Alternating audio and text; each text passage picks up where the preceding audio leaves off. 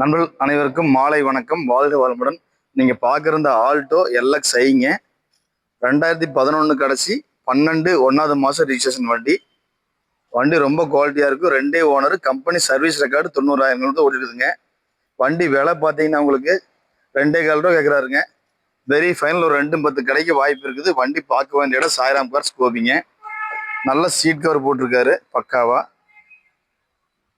அப்பல்சரு, AC power steering, ஒரு pen drive set, எல்லா ஆப்ஷனும் பக்காவாக இருக்குங்க. எடுத்தால் எந்த வேலையும் செய்ய வேண்டாம்.